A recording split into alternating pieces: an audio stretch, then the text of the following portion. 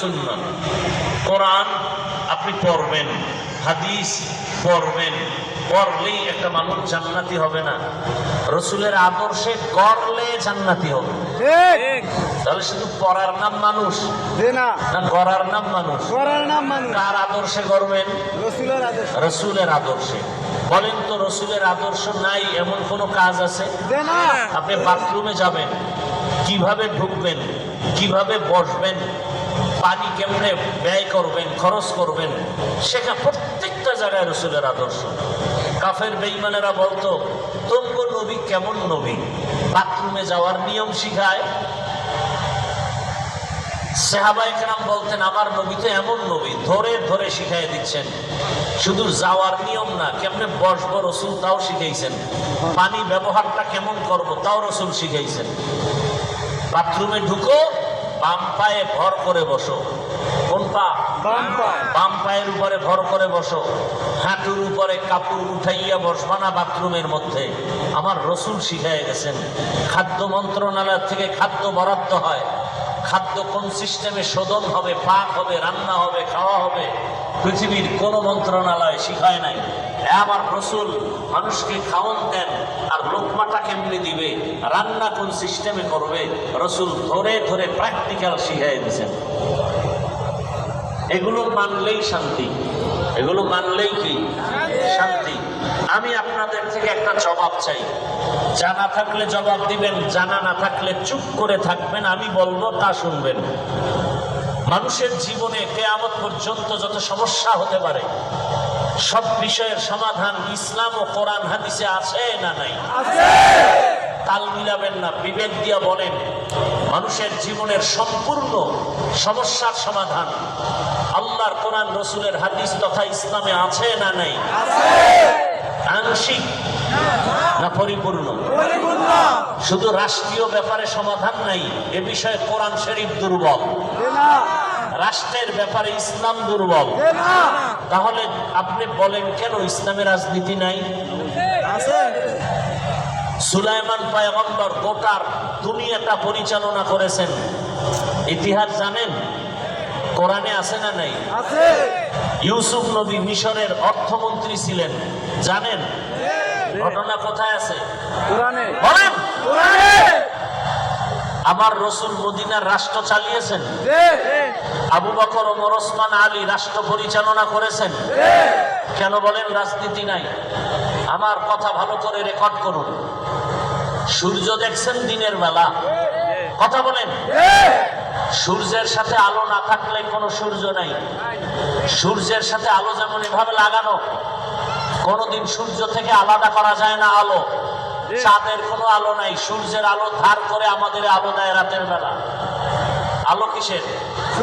সূর্যের।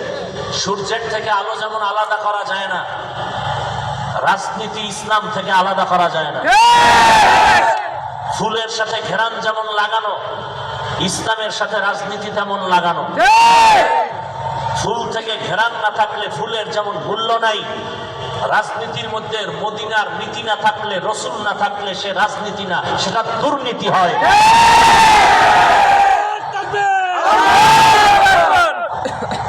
ফুলের সাথে ঘেরান যেমন লাগানো তো ফুল মূল্য, রাজনীতির সাথে কোরআন আছে, ইসলাম আছে, আমার রসুলের আদর্শ আছে, এটার নাম রাজনীতি, আর সব দুর্নীতি। রসুলের রাজনীতি কেমন? কর্মচারী কাজ করবে, ঘাম ঝরার আগে বেতন দাও। রসুলের ইসলাম কেমন? মালিক যে প্লেটে খাবে, গোলাম একই প্লেটে খাবে। রসুলের আদর্শ কেমন? কোনো গালি কাউকে দেওয়া যাবে না, বড়রা ছোটকে আদর করবে, ছোটরা বড়দেরকে সম্মান করবে।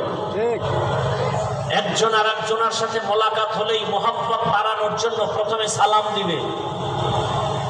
সালাম শব্দের অর্থ কি? আসসালামু আলাইকুম। শান্তি। সালাম অর্থ কি? তাহলে আমি আপনাকে দোয়া করলাম, আসসালামু আলাইকুম, আপনার উপরে শান্তি বর্ষিত হোক। আপনি আমাকে কি জবাব দিলেন? ওয়া আলাইকুম আসসালাম। আমিও দোয়া করছি আপনার উপরেও শান্তি বর্ষিত হোক।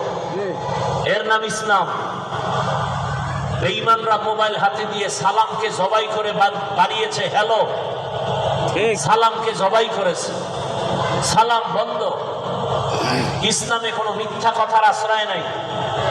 আর দুর্নীতি আর ইসলাম ছাড়া যারা রাজনীতি করে এরা বলে মিথ্যা ছাড়া রাজনীতি চলে না। ইসলাম মিথ্যার কোনো সুযোগ নাই। মদিনার রসুলের আদর্শের মধ্যে কাউকে গালি দেওয়ার নিয়ম নাই। মদিনার রসুলের আদর্শ এতটা পাওয়ারফুল, যারা গ্রহণ করবে তারা দুনিয়াতেও বাদশাহ, আখিরাতেও বাদশাহ। এ কথা অন্তরে মানতে কষ্ট হয় না? খুব কষ্ট হয়। কালো চশমা লাগাইয়া সে তো দেখবে বাতি সব কালো, কিন্তু বুঝবে না যে বাতি সাদা।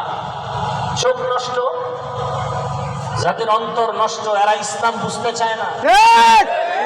স্টেজে দাঁড়ায় বলে এই আপনারা হুজুরের ওয়াজ শুনলে হবে না, আমল করতে হবে।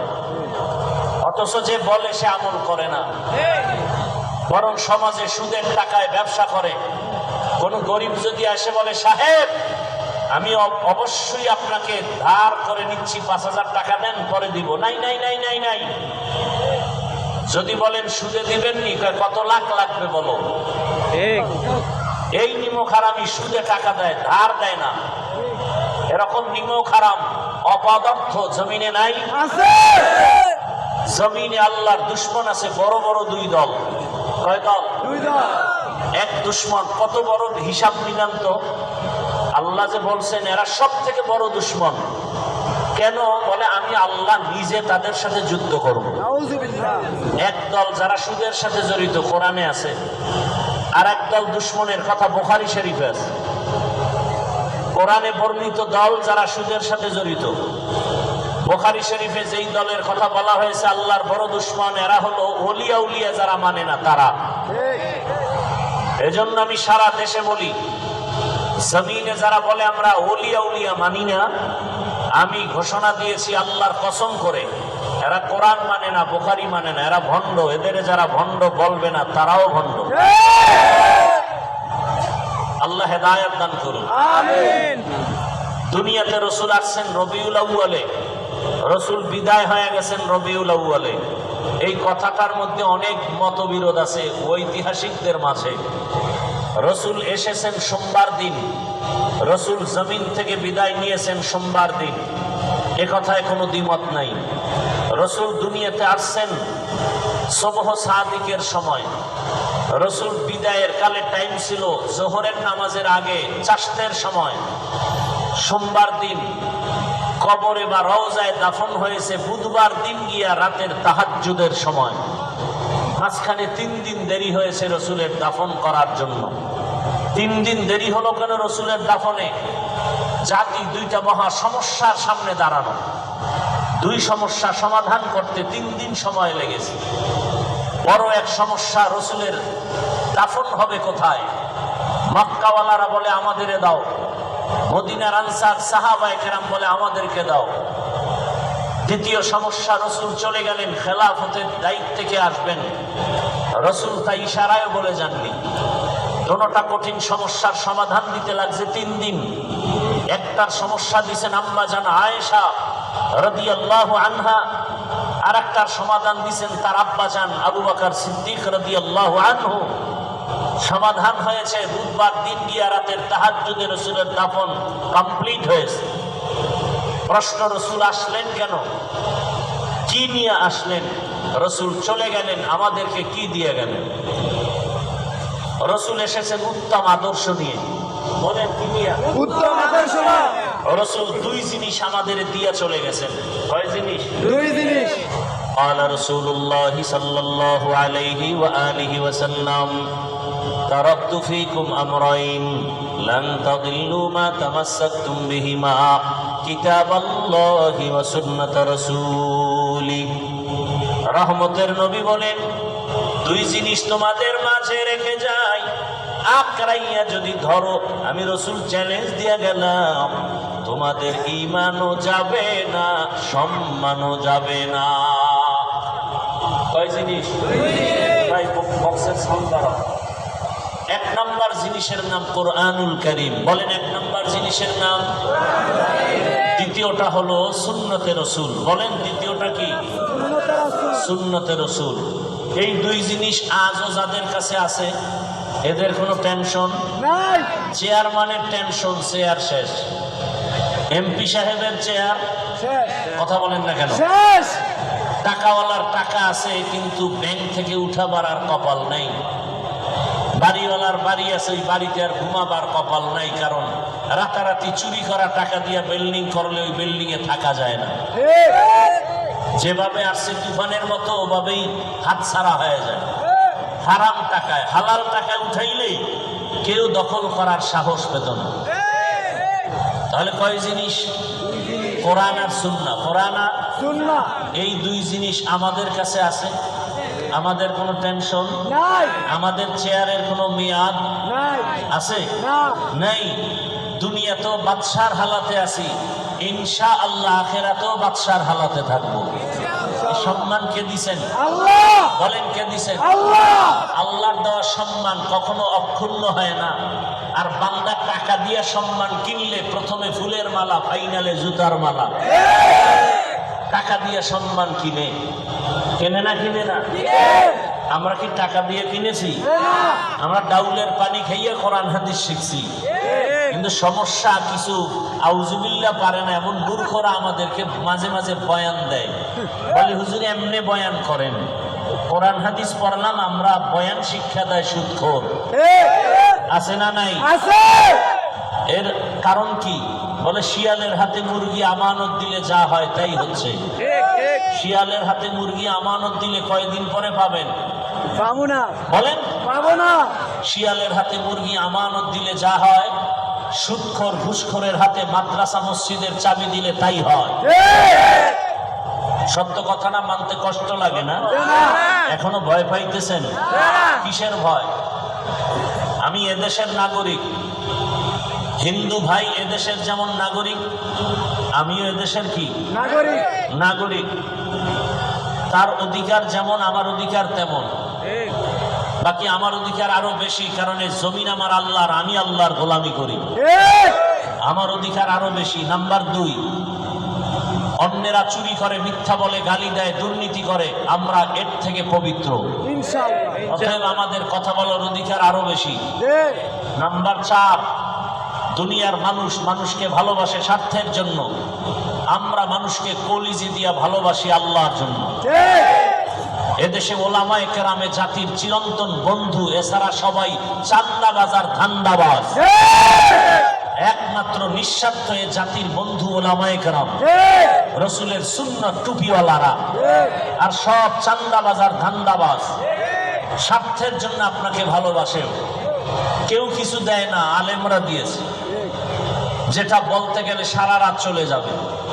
আপনাকে যদি 5 টাকা দেয়, 15 টাকা নিয়ে যাবে, খবর নাই। আপনি তো মাইকের আওয়াজ শুনে পাগল হয়ে গেছেন। যদি কপাল লেগে যায় 10 টাকায় 40 লাখ। 10 টাকায় কত লাখ? 40 লাখ। যদি লেগে যায়। কিন্তু যদি লাগে কার কপালে এটা বলে নাই। ঠিক। যারা বলে ও কপালে লাগে, আপনার কপালে লাগে না। ঠিক। বিস্তারিত বলার সুযোগ নেই। তাহলে রসুল দুনিয়াতে উত্তম আদর্শ নিয়ে আসছেন। বলেন কি নিয়ে আসছেন? কেমন উত্তম? রসুলের আদর্শের মতো উত্তম শ্রেষ্ঠ আদর্শ পৃথিবীতে আর কারো কাছে নাই। বলেন আছে? নাই। কেউ যদি হেমচর এলাকার মানুষ, শিক্ষিত বাবারা, একজন লোক দাঁড়িয়ে বলতে পারেন, হাফিজ ভাই খুব বুঝেন, ভালো করে বুঝেন, বয়ান তো আপনারা জানেন, আমি কিছু কথা বলতেছি, পরামর্শ দিচ্ছি, বুঝার চেষ্টা করেন। যদি কেউ এখান থেকে দাঁড়ায় বলেন, হাফিজ ভাই রসুলের আদর্শ থেকেও আরো সুন্দর আদর্শ শেখ মুজিবুর রহমান সাহেবের মধ্যে আছে, বললেন কেন? আমি কথা শেষ করছি, ভালো করে খেয়াল করেন। তাহলে আমি রসুলেরটা বাদ দিয়া শেখ মুজিব সাহেবের আদর্শ নিব। আল্লাহর কসম, কেউ যদি বলতে পারেন, হাফিজ ভাই রসুলের আদর্শ থেকে আরো সুন্দর আদর্শ জিয়াউর রহমান সাহেবের মধ্যে আছে, আমি রসুলেরটা বাদ দিয়া জিয়াউর রহমান সাহেবেরটা নিব। বলার মতো কলিজা কারো আছে? আছে? এবার শুনো আমার কথা। শেখ মুজিবুর রহমান সাহেব কেন আর জিয়াউর রহমান সাহেব কেন? তাদের যারা গুরু, আব্রাহাম লিঙ্কনের গণতন্ত্র, মাও সেতুনের আদর্শ, লেনিনের আদর্শ, কালমার্সের আদর্শ, প্লেটোর আদর্শ, এক কথায় জবাব দিব। এবং যুবকদের কাছে আমার হৃদয়ের একটা দাবি থাকবে, একটা 2 ফিট 3 ফিটের পেস্টুন বানাইতে 200 টাকা লাগে। বাজারের মোড়ে মোড়ে পেস্টুন ছাপাও, কালকে থেকে লাগায়া দাও। দুনিয়াতে সমস্ত মানুষের আদর্শ না পাক, একমাত্র রসুলের আদর্শই হলো পাক। ব্যানার টানাও, পেস্টুন টানায় টানায় টানাও, সাথে আর একটা স্লোগান লেখো, আল্লাহর জাতের কসম, যতদিন পর্যন্ত এই জমিনে রসুলের আদর্শ বাস্তবায়ন হবে না, ততদিন পর্যন্ত এই জমিনে শান্তি হবে না, হবে না, হবে না। চাপাবাজরা শুধু চাপাবাজি করবে, শান্তি দিতে পারবে না। শান্তির একমাত্র ঠিকানা মদিনার আদর্শ, আর কোন শান্তির ঠিকানা নাই, সব চাপাবাজি। একমাত্র নিরেট শান্তির ঠিকানা রসুলের আদর্শ। রসুলের আদর্শ যদি মানতে পারো, সে ব্যক্তি স্কুলের শিক্ষক হলেও শান্তিতে আছে। সে যদি ডাক্তার হয়, শান্তির জীবন পাবে। আর রসুলের আদর্শ বাদ দিয়ে কোনো টুপিওয়ালাও যদি চলে, ওর কপালে জুতার বাড়ি। তাহলে শান্তির ঠিকানা কি হুজুর না রসুলের আদর্শ? রসুলের আদর্শ। খুব সাবধান, এ কথাগুলো লেখো, ভালো করে লেখো। আল্লাহ আমাদের বুঝার তৌফিক দান করেন। রসুলের আদর্শ পাক, বাকি সব অন্যদেরটা নাপাক। কেন? তাদের দেমাগ নাপাক, খায়ও নাপাক। 3 বেলা ভাত খাইয়া, রুটি খাইয়া যে বিড়ি টানে, ওর দেমাগটা কত পবিত্র। এরপরে যদি আরো ডবল টানে গাঞ্জা, এর উপরে যদি লয় মদের বোতল, লইয়েই কি তসবি টানে, জিকির করে? কি সানপুরের মানুষ মদ পান করে কেউ জিকির আজকার করে?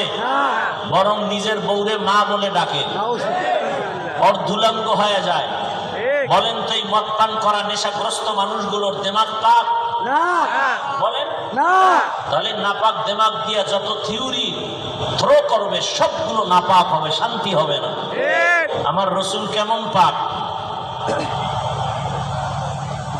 আমার রসুল কেমন পাক।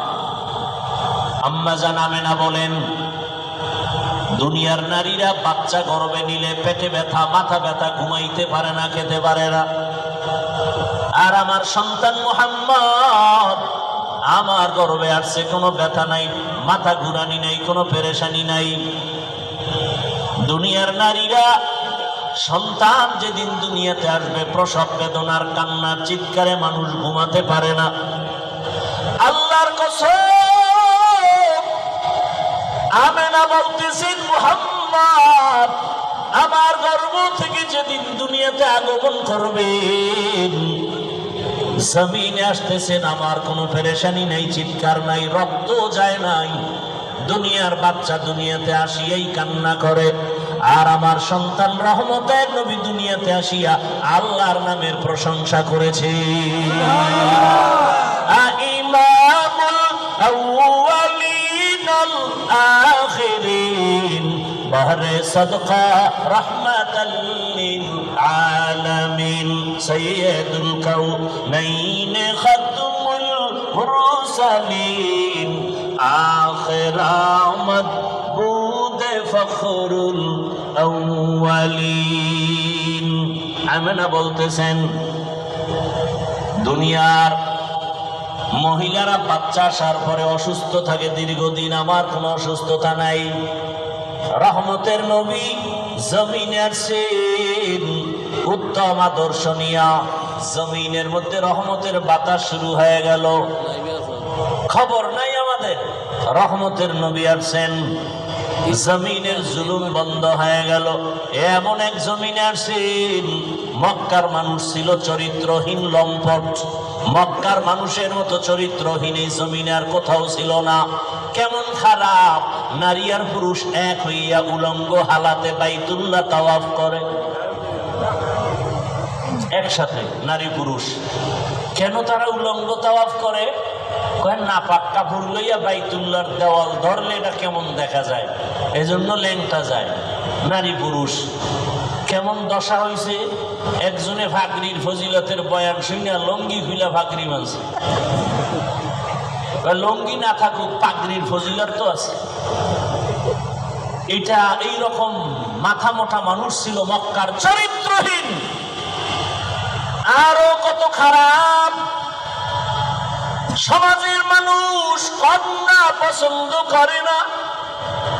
কোন ঘরে যদি কন্যা আসে, বাবা লজ্জায় বাজারে যায় না, কন্যা হয়েছে, কারো কাছে বলে না। ছেলে হলে তারা আনন্দিত হয়। কন্যা, সমাজের চাপ, বড় লজ্জা, লজ্জা সহ্য করতে না পারে কত বাবা নিজের আপন কন্যাটার গলা টিপে হত্যা করে পাথর চাপা দিয়ে মেরে ফেলেছে। এত জুলুম চলছে। বর্তমান দুনিয়াতে এমনও কিছু কুলাঙ্গারের বাচ্চার খবর শুনি, ছেলে হলে খুশি হয়, মাইয়া হলে স্ত্রীর সাথে ঝগড়া করে, রাগ করে, কথা বলে না। এরকম কুলাঙ্গার নাই? আছে। তুমি কুলাঙ্গার, নিকৃষ্ট মানুষ। অথচ রহমতের নবী বলেছেন, যেই বাবা একটা কন্যা পেয়েছ, তুমি একটা জান্নাতের মালিক। সুবহানাল্লাহ। যে বাবা দুইটা কন্যা পেয়েছো, তুমি দুইটা জান্নাতের মালিক।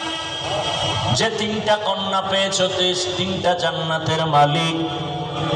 আর নবী এমন জায়গায় আসছেন যেখানের মানুষগুলো কন্যা হত্যা করে, বিধবা নারীদের পছন্দ করে না, নারীর জন্য বড় দুশ্মন। এখনো যারা নারীদের পক্ষে কথা বলে, নারীদের অধিকারের নামে রাস্তায় নামায়, এদের মতো চরিত্রহীন লম্পটে জমিনে আর কেউ নাই। ওগো নবীর উম্মতেরা, হয়ে আজি দিশাহারা, কোরআন হাদিসের চলো যখন যাহা চায় মনে, নবী বিনে কে তরাবে ফুলসিরাত মিজানে, নবী বিনে কে তরাবে ফুলসিরাত মিজানে। উম্মতের কান্দারি নবী,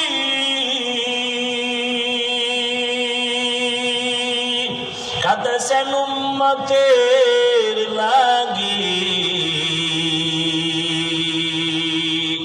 এখনো কাঁদেন নবীজি শুয়ে মদিনার পানে, নবী বিনে কে তরাবে ফুলসিরাত মিজানে, নবী বিনে কে তরাবে ফুলসিরাত মিজানে।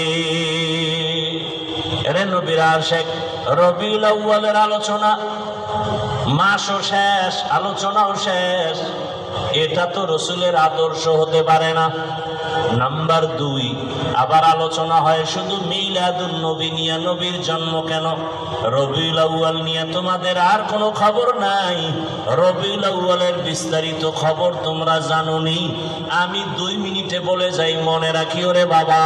ও চাঁদপুরের মুসলমান, রবিউল আউয়াল রসুলের শুধু জন্ম না, রসুল দুনিয়াতে আসার বরকতে রবিউল আউয়াল আমরা 4টা জিনিস হাদিয়া পেয়েছি। কয়টা বলেন? 4টা। 1 নাম্বার হাদিয়া বেলাদাতুন নবী, দ্বিতীয় হাদিয়ার নাম রিসালাতুন নবী। রবিউল আউয়ালের 3 নাম্বার হাদিয়া হলো হিজরাতুন নবী।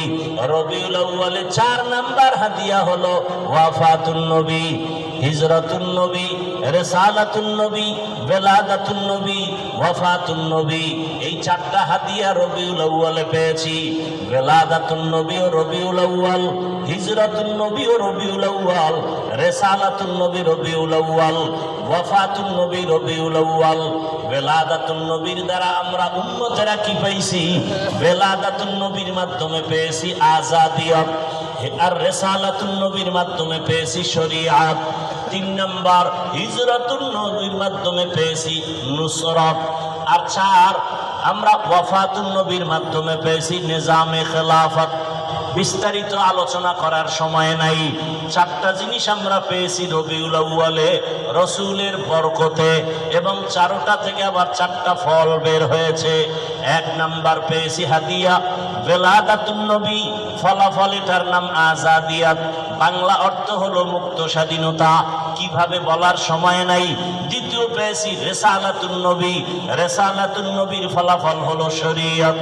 তিন নাম্বার পেয়েছি হিজরতুন নবী রবিউল আউয়াল, হিজরতুন নবীর হাদিয়া বা ফলাফল হলো নুসরাত, আল্লাহর পক্ষ থেকে ডাইরেক্ট সাহায্য। বিস্তারিত আলোচনা করার সময় নাই। তিন চার নাম্বারে পেয়েছি রবিউল আউয়ালে আল্লাহর রসুলের বরকতে ওয়াফাতুন নবী, ওয়াফাতুন নবীর ফলাফল হলো খেলাফতে, নিজামে খেলাফত, রাষ্ট্র পরিচালনার নিয়ম নীতি। রসুল চলে গেলেন, কে হবে খলিফা, নিয়ম কি হবে, সব কিছু রসুল চলে যাওয়ার মাধ্যমে আমরা পেয়েছি। এ কারণে নবী বলে গেলেন, আলাইকুম বিসুন্নতি ওয়া সুন্নাতিল খুলাফাইর রাশিদিন আল মাহদিয়িন। শুধু আমি মুহাম্মদের সুন্নতের আঁকড়াইয়া ধরলে হবে না, আমার খলিফা খোলাফায়ে রাশিদিনের সুন্নতের আঁকড়াইয়া ধরো। আমি মুহাম্মদের আদর্শের নামও সুন্নত, আমার খোলাফায়ে রাশিদিনের আদর্শের নামও সুন্নত। তারা কেমন আদর্শের মালিক, কেমন পথ প্রদর্শক, তারা রাশিদিন, কেমন রাশিদিন, কেমন খলিফা, এরা মাহদিয়িন, হেদায়াত প্রাপ্ত। অতএব সাহাবায়ে কেরাম খোলাফায়ে রাশিদিনের বিরুদ্ধে কেউ যদি একটু মন্তব্য করে, ওই বান্দা মুসলমান হলেও ৭৩ দল, জাহান্নামী ৭২ দলের অন্তর্ভুক্ত হয়ে যাবে। মুসলমান হলেও কোন দলের অন্তর্ভুক্ত? ৭২ দল জাহান্নামীদের অন্তর্ভুক্ত। আল্লাহ হেদায়াত দান করেন। রহমতের নবী এমন এক নাপাক সমাজে আসছেন, কন্যাদের হত্যা করে বাবা নিজের হাতে। এত বড় অন্যায়কারী, এত নাপাক সমাজ। রসুল আসছেন এমন টাইমে, দুনিয়াতে ওই টাইমে আরো মায়ের গর্ভে বাচ্চা ছিল না। হঠাৎ যদি কোনো বাচ্চা কন্যা হয়ে আসে, বাবায় যদি ওই কন্যাকে হত্যা করে, অতীতের ইতিহাস বা রসুল আসার পরে যদি কন্যা হত্যা হয়, রসুলের ইতিহাসের উপরে কালো দাগ লেগে যাবে। মুহাম্মদের আদর্শের মধ্যে কন্যা হত্যা কেন? আল্লাহ কুদরতের চাকা ঘুরায় দিলেন। রসুল আসা মাত্র ওই সময় মায়ের গর্ভে যাদের বাচ্চা ছিল, আল্লাহ কুদরতের দ্বারা সব মায়ের গর্ভের বাচ্চাগুলো ছেলে বানায় দিয়েছে। কাদের কুদরত দারি বার কামাল, আন্তা রব্বি আন্তা হাসবি যুল জালাল, তুহি কাদের জলিলুল্লাহ জাহাদার, বাহার হালে তুহি মেরা নিগাহদার। রসুলের আদর্শ